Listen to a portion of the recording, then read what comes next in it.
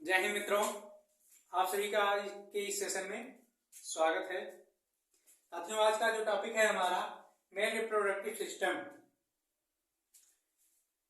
यानी कि आज हम पुरुष जनन तंत्र के बारे में पढ़ेंगे। तो सबसे पहले आपको एक इमेज ड्रा कर लेना है। इमेज आप कहीं से भी शुरू कर सकते हैं। तो सबसे पहले आपको एक इमेज ड्रा कर लेना है। इसमें ये जो सेल लाइक स्ट्रक्चर दिखाई दे रहा है, ये है टेस्टिस। टेस्टिस मेल के अंदर वन पेयर में पाया जाता है, यानी कि एक जोड़ी की संख्या में होती है। और यह एक सैक लाइक स्ट्रक्चर में, यानी कि थैलीनुमा संरचना में बंद होता है, जिसे स्क्रॉटम या वृषण कोश कहा जाता है। हिंदी में इसे टेस्टिस को वृषण कहा जाता है। और जो वृषण से एक ट्यूब लाइक स्ट्रक्चर निकली हुई है, जो यहाँ पेनिस तक आती है, इसे वास डिफरेंस कहा जाता है। जब टेस्टिस में स्पर्म का फॉर्मेशन हो जाता है, उसे जाने के लिए कोई रास्ता होना चाहिए। तो जो रास्ता है वो वास डिफरेंस है। इसी के माध्यम से स्पर्म डिस्चार्ज होता है। फिर आगे आप जब आएंगे तो यहां पर देखेंगे एक थैलीनुमा संरचना है, जिसे ब्लेडर कहा जाता है। ब्लेडर में यहीं पर एक क्या कहते हैं, किडनी पाई जाती है ना, यहीं पर किडनी पाई जाती है। किडनी से इस तरह से जो नलियां निकली हुई होती हैं, उन्हीं के माध्यम से जो फिल्ट्रेट यूरिन है वो यहाँ से इस नली के द्वारा ब्लेडर में आता है। इस नली के द्वारा जो फिल्ट्रेट यूरिन है वो ब्लेडर में पहुंचता है और ब्लेडर में स्टोर होता है। इसे मूत्र नलिका कहा जाता है।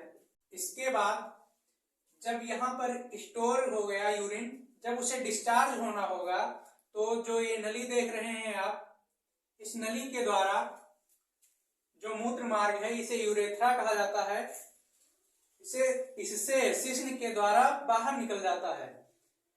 अब जो पुरुष जनन तंत्र है, ये दो भागों से मिलकर के बना हुआ है। पहला भाग है इसका वृषण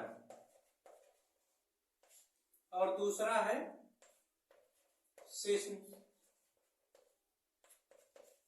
ये था, इसे ब्लेडर कहा गया।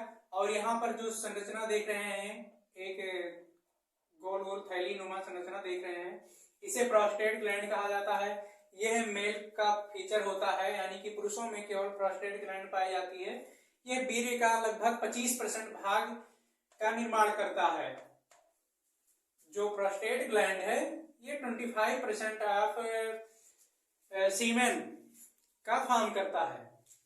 इसके बाद आता है हमारा सेमाइनल वेसाइकिल। जो सेमाइनल वेसाइकिल है, यहाँ पे इसे सेमाइनल वेसाइकिल कहा गया है। यहाँ पर जब स्पर्म का फॉर्मेशन हो गया होता है टेस्टिस में, उसके बाद स्टोरेज के लिए सेमाइनल वेसाइकिल की आवश्यकता होती है। यानी जो सेमाइनल वेसाइकिल है वो स्पर्म के स्टोर रूम के भांति व्यवहार करता है या स्टोर रूम का काम करता है। इसके बाद अगला स्टेप जो है हमारा, ये स्ट्रक्चर जो देख रहे हैं मस्कुलर ऑर्गन है, इसे शिश्न या पेनिस कहा गया है। अब जब मेल और फीमेल दोनों कॉपुलेशन कर रहे होते हैं, कॉपुलेशन के दौरान जब क्या कहते हैं, स्पर्म का डोनेशन होता है, स्पर्म का डोनेशन जब होता है तो क्या कहते हैं, मेल में जो कंडीशन है, इसमें जो यूरिन है और स्पर्म है, इसके क्या कहते हैं, जो मेल है उसके कंडीशन में यूरिन और स्पर्म के डिस्चार्ज होने का रास्ता केवल एक ही है, जबकि ऐसा फीमेल में नहीं होता है। फीमेल में यूरिन का डिस्चार्ज दूसरे रास्ते से होता है, यानी कि यूरेथ्रा से यूरिन का डिस्चार्ज होगा, और जो ओवम है, ओवम का डिस्चार्ज ओवरी करता है, जो कि फैलोपियन ट्यूब में आता है। लेकिन जो पुरुष है उसमें स्पर्म और यूरिन का डिस्चार्ज होने का रास्ता केवल एक ही है, यूरेथ्रा के द्वारा यूरेथ्रा के द्वारा पेनिस से फीमेल के यूरेटर में ट्रांसफर कर दिया जाता है। अब चलिए समझते हैं वृषण और शिश्निक को। जो वृषण है, सबसे पहले बात आती है कि वृषण को बाहर क्यों रखा गया। वृषण को बाहर इसलिए रखा गया कि जो स्पर्म फॉर्मेशन है उसके लिए जो टेम्परेचर है, बॉडी टेम्परेचर, वो केवल 25 to 30 डिग्री सेंटीग्रेड की रिक्वायर होती है। यदि इससे अधिक तापमान है तो जो स्पर्म फॉर्मेशन है वो सफल नहीं होगा, यानी कि वह स्पर्म अब प्रजनन के लिए योग्य नहीं है। शरीर का तापमान है 37 डिग्री सेंटीग्रेड, जिसपे स्पर्म फॉर्मेशन संभव नहीं है। यदि बन भी गया तो वो डेड हो जाएगा, प्रजनन के लिए काबिल नहीं रहेगा। अब इसके बाद आता है टेस्टिस में ही टेस्टिस 1 पे टेस्टिस पाई जाती हैं, जो एक नस से यानी कि एक ट्यूब लाइक स्ट्रक्चर से जुड़ी हुई होती हैं। इसे वास डिफरेंस कहा गया है। यहाँ पे भी ये जो दिखाई गई है ये वास डिफरेंस है। वास डिफरेंस मीन्स शुक्रवाहिनी, इसी के द्वारा जो स्पर्म का फॉर्मेशन हुआ है वो ट्रांसफर होता है। अब यहाँ पे एक हार्मोन का फॉर्मेशन होता है जिसका नाम है टेस्टोस्टेरोन। टेस्टोस्टेरोन एक मेल हार्मोन है जो केवल मेल के टेस्टिस में फॉर्म होता है। इसका फॉर्मेशन 12 वर्ष की अवस्था में, जब बच्चा 12 वर्ष की अवस्था को पूर्ण कर लेता है तब वहां पे उसके मेल कैरेक्टर यानी कि उसमें आने लगते हैं, जैसे सेकेंडरी सेक्सुअल कैरेक्टर है। सेकेंडरी सेक्सुअल कैरेक्टर में जो अहम रोल है वो टेस्टोस्टेरोन की वजह से ही है। टेस्टोस्टेरोन एक मेल हार्मोन है। टेस्टोस्टेरोन, इसके वजह से बच्चे में दाढ़ी है, मोछ है और उसके शरीर पे बाल हैं और क्या कहते हैं, उसकी आवाज भारी होने लगती है। वो केवल टेस्टोस्टेरोन हार्मोन की वजह से ही पॉसिबल है। अब टेस्टोस्टेरोन हार्मोन को कैसे जाना जाए, आप लोग को हम एक एग्जांपल के द्वारा बताएंगे। एक सुना होगा आपने कि कुत्तों की एक अपनी एरिया होती है। वो कैसे एरिया का मतलब निर्धारण करते हैं, वो देखते होंगे कि जगह जगह पर टॉयलेट कर देते हैं। टॉयलेट के माध्यम से यानी कि यूरिन डिस्चार्ज के माध्यम से उनका जो टेस्टोस्टेरोन है वो वहां पर रिलीज हो जाता है। और जब वो 10-15 मिनट के बाद में कुत्ता दोबारा जब घूम के आता है तो उसे सूंघ करके पहचान लेता है कि यह एरिया हमारा ही है। तो कैसे पॉसिबल हुआ? टेस्टोस्टेरोन हार्मोन की वजह से हुआ। जान लीजिए, एक टॉपिक है नसबंदी, पढ़ा होगा आपने। और कुछ लोगों की कहना है कि नसबंदी वाला पुरुष और जो हिजड़ा होता है वो दोनों एक समान जैसे व्यवहार करता है। तो ऐसा नहीं है मित्रों। जो टेस्टिस है ये एक पैर में पाई जाती है ना, एक पैर टेस्टिस पाया जाता है।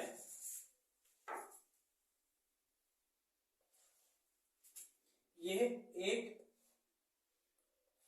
नस के द्वारा जुड़ी हुई होती है जिसे वास डिफरेंस कहा जाता है।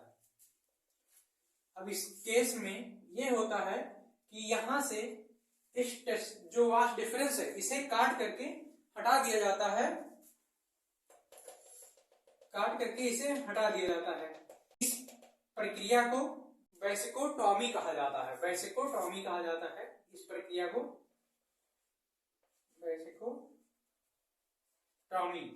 फीमेल के केस में यह प्रक्रिया जो है नसबंदी की, उसमें नरबंदी कहलाती है, यानी कि ट्यूबेकोटॉमी। तो फीमेल का रिप्रोडक्टिव सिस्टम पढ़ाएंगे तो वहां पर ट्यूबेकोटॉमी के बारे में बताएंगे।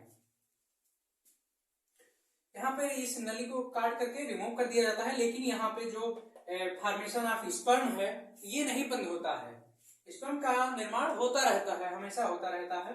बस ये अंतर हो जाता है कि जो पहले वाले स्पर्म थे, बनता था स्पर्म और उनका ट्रांसफर हो जाता था यहाँ से, मतलब वो वास्ट डिफरेंस के द्वारा चले जाते थे। लेकिन अब वास्ट डिफरेंस रह नहीं गई, तो जो यहाँ के स्पर्म है वो यहीं पर रह जाते हैं। और जब लाइसोसोम सेल आते हैं, यानी कि लाइसोसोम को क्या कहा जाता है, लाइसोसोम को आत्महत्या की थैली कहा जाता है, यानी कि वो इन कोशिकाओं का भक्षण करके इन्हें यहीं पर समाप्त कर देते हैं। तब ये शिश्न के माध्यम से फीमेल के यूटेरस तक नहीं जा पाता है, इस वजह से यह प्रजनन के काबिल नहीं रहता है। लेकिन जो हिजड़ा का केस है, ये क्या होते हैं, इनमें जो है, इसमें प्राइमरी जो सेक्सुअल कैरेक्टर है वही नहीं है। प्राइमरी सेक्सुअल कैरेक्टर क्या है, टेस्टिस है। टेस्टिस ही नहीं है, तब इसमें टेस्टोस्टेरॉन या स्पर्म दोनों का कोई फॉर्मेशन ही नहीं है। इस वजह से इसे हिजड़ा कह दिया जाता है, क्योंकि इसमें कोई पुरुष का गुण ही नहीं है। हम एक एग्जाम्पल के द्वारा आपको यहाँ पर हिजड़ा और ये जो नसबंदी वाला है इसको बताएंगे। जैसे आपने अनुभव किया होगा कि एक बैल होता है और एक सांड होता है। पैदा दोनों सांड ही होते हैं। जो बैल बना उसको ऑपरेशन करके उसके टेस्टिस को रिमूव कर दिया जाता है, जिससे उसके अंदर टेस्टिस रह नहीं जाता है। इस वजह से उसमें ना टेस्टोस्टेरोन बनता है और ना ही स्पर्म बनता है। तो उसको जब गायों के बीच में ले जाया जाए या गायों के प्रति उसके अंदर आकर्षण नहीं रह जाता है, क्योंकि आकर्षण किस वजह से आता है, टेस्टोस्टेरोन हार्मोन की वजह से आता है। जिस भी व्यक्ति के अंदर टेस्टोस्टेरोन की मात्रा अधिक होगा वो लड़की की तरफ अधिक मात्रा में, मतलब सबसे ज्यादा आकर्षित होता है वो। और जो हम बैल और सांड वाली बात कर रहे थे, और जो सांड है उसका टेस्टिस नहीं रिमूव किया गया है ना, तो उसमें टेस्टिस और क्या कहते हैं टेस्टोस्टेरोन हार्मोन और स्पर्म दोनों का फॉर्मेशन हो रहा है। वो क्या कहते हैं गायों को ढूंढता है और मतलब गाय के प्रति वो आकर्षित होता है।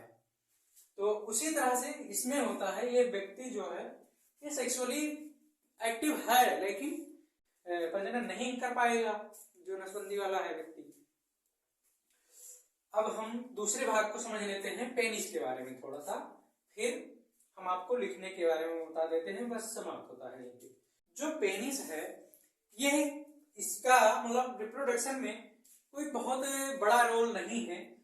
ये केवल स्पर्म और जो यूरिन है इसे डिस्चार्ज करने की काम करता है बस। जब स्पर्म को ये कॉपुलेशन के समय टेस्टिस से लेकर के फीमेल के यूटेरस में, मतलब वेजाइना के थ्रू यूटेरस में डिस्चार्ज कर देता है, बस यही इसका काम है इतना। और ना ही वेजाइना का कोई रिप्रोडक्टिव इंपॉर्टेंस है, वो भी केवल ये जो पेनिस है और वेजाइना है ये दोनों केवल एक माध्यम है। अब बात आती है इसे आप लिखेंगे कैसे। पहला हेडिंग डालेंगे प्रजनन। प्रजनन में आप बता देंगे, प्रजनन की परिभाषा लिख देंगे कि अब जीवों में अपने समान संतान उत्पत्ति करने की क्षमता पाई जाती है, जिसे प्रजनन कहा जाता है। इतना प्रजनन में लिख देंगे। उसके बाद आप एक एक अंग के बारे में दो दो लाइन लिखते चले जाएंगे, चार चार लाइन लिखते चले जाएंगे, तो इतना मोर देन सफिशियंट होगा, आपको फुल नंबर मिल जाएगा। पहले आप लिख देंगे, यहां से लिखना शुरू करेंगे पेनिस टेस्टिस से।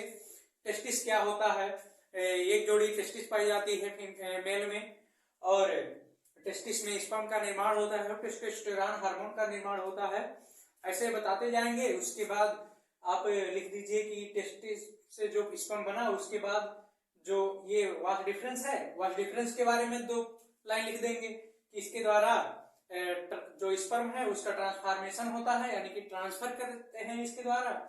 और उसके बाद आएंगे यूरेथ्रा ब्लैडर के बारे में, थोड़ा सा इसका इंपॉर्टेंस लिख दीजिए। प्रोस्टेट ग्लैंड क्या है उसे बता दीजिए।